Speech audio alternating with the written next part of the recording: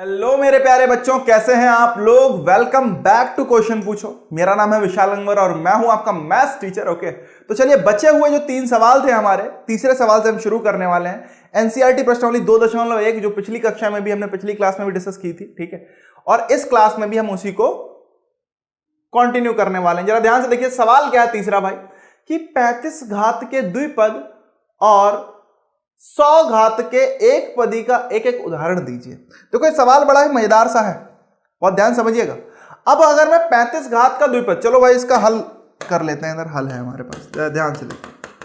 हमसे क्या बोला कि 35 घात का द्विपद, तो चलो 35 घात का द्विपद देखते हैं पहले हम, ठीक है। जरा समझिएगा बेटा कि इसका द्विपदी क्या होगा। अब द्विपद का मतलब क्या होता है, 2 पद हो, लेकिन घात हमें चाहिए, घात क्या होनी चाहिए। अब घात दे दी 35, अब 35 का मतलब क्या हुआ कि अधिकतम घात जो होती है बहुपद की, वही तो बहुपदी घात होती है, जो भी चर की अधिकतम घात हो।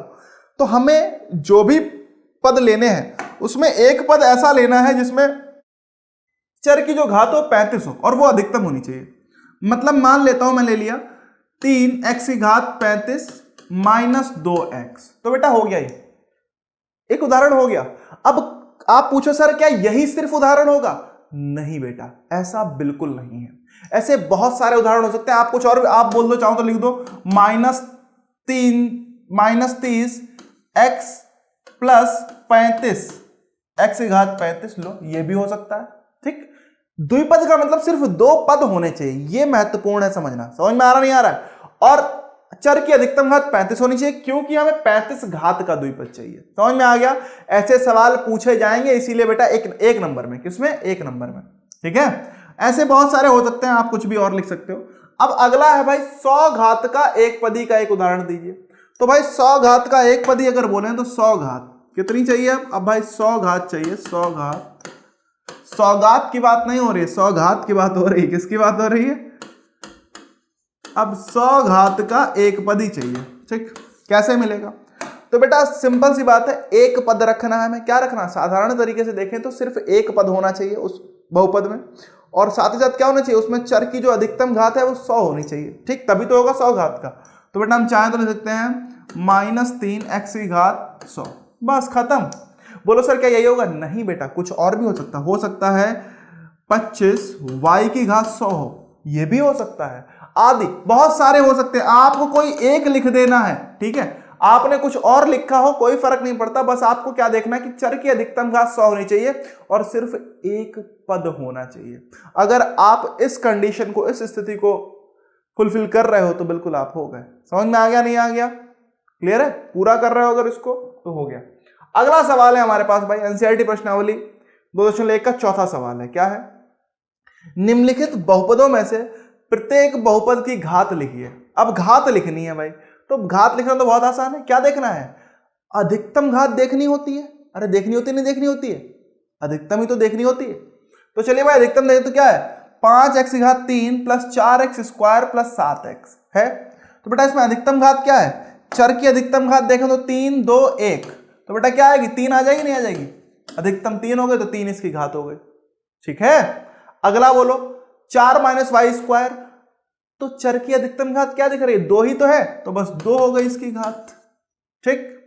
अगला है हमारे पास 5t माइनस करणी 7। अब कोई ये मत बोलना सर यहां करणी लगी हुई है तो ये बहुपद नहीं है। बेटा करणी चर के ऊपर नहीं होनी चाहिए, मतलब चर की घात हमेशा एक पूर्ण संख्या होनी चाहिए। यह बता, संख्या कुछ भी हो, अचर संख्या कोई भी हो, कोई फर्क नहीं पड़ेगा, ठीक है।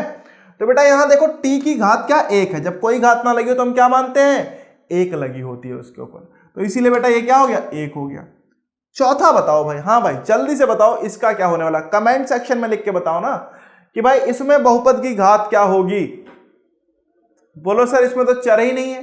अरे बेटा जब चर ना हो तो वो एक अचर बहुपद होता है। अचर बहुपद की घात क्या होती है?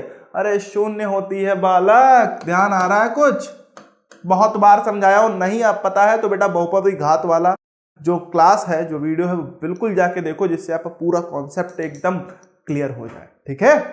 बहुत अच्छे से वहां समझाया हुआ इन चीजों को, ठीक। तो ये हो गया हमारे, बहुत साधारण साधारण सवाल है हमारे पास, ठीक है। अब 5वां सवाल है भाई, क्या है ये? क्या है? बताइए कि निम्नलिखित बहुपदों में से कौन कौन से बहुपद रैखिक हैं और कौन कौन द्विघाती हैं और कौन कौन त्रिघाती हैं। भाई बताना है हमें। बहुत साधारण ये भी दिख रहा है हमें। क्या दिख रहा है कि सबसे पहले तो हमें ये देखना है कि भाई क्या रैखिक कौन कौन से हैं, द्विघाती कौन कौन से हैं और त्रिघाती कौन कौन से हैं। रैखिक क्या होते हैं? जिसमें सिर्फ और सिर्फ क्या हो, बहुपद की घात एक हो। अधिकतम बहुपद की घात अगर एक हो गई तो बेटा वो क्या होंगे, रैखिक होंगे। द्विघाती क्या होते हैं? जिसमें क्या हो, बहुपद की घात दो हो, मतलब अधिकतम चर की जो घात हो वो सिर्फ दो हो तो वो द्विघाती होते हैं।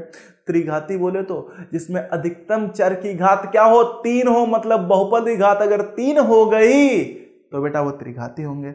अब इसी कॉन्सेप्ट को हम इस्तेमाल करेंगे। देखो भाई, अधिकतम घात क्या दिख रही है आपको, यहां पे देखो एक है, यहां दो है, तो बेटा अधिकतम क्या हुआ, दो हुआ।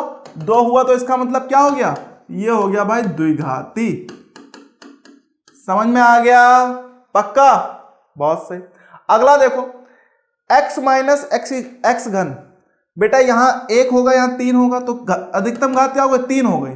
तीन हो गई इसका मतलब क्या हो गया, ये हो गया भाई त्रिघाती। अरे समझ में आ गया?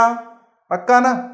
अगला है भाई y प्लस वाई की घात दो प्लस चार, इसका मतलब क्या हुआ, क्या हो जाएगा, यहां पे देखो एक है यहां दो है तो बेटा ये भी हो गया द्विघाती। क्या हो गया, द्विघाती। ये सब एक नंबर में पूछे जाने वाले सवाल है बेटा। कितने नंबर में, सिर्फ एक नंबर में।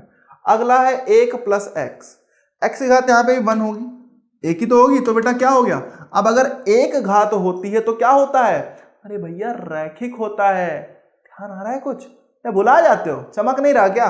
अरे भाई कर लिए होगे मेरे हिसाब से ये सब कुछ तुम, लेकिन फिर भी मैं बता दे रहा हूं, ये हो गया हमारा रैखिक। ठीक, बहुपद लिख लीजिएगा आगे अपने आप। अगला देखो भाई 3t, 3t का मतलब क्या हुआ। अब बोलो सर ये क्या है, अरे भाई यहां पे देखो चर की घात देखो, बस आपको चर की घात देखनी है। जब भी आपको रैखिक, द्विघाती, त्रिघाती, चतुर्घाती बताने हो तो आपको सिर्फ घात देखनी है बहुपद की।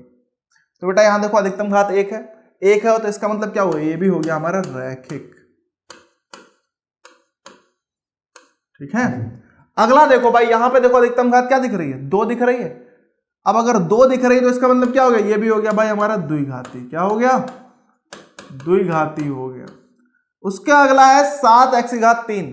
अब अगर 7x की घात 3, x की घात 3 मतलब क्या हुआ बेटा, चर की घात 3 हो गई अधिकतम, और चर की घात अगर अधिकतम 3 हो गई तो उत्तर होगा हमारा त्रिघाती बहुपद। भैया समझ में आया नहीं आया? पक्का?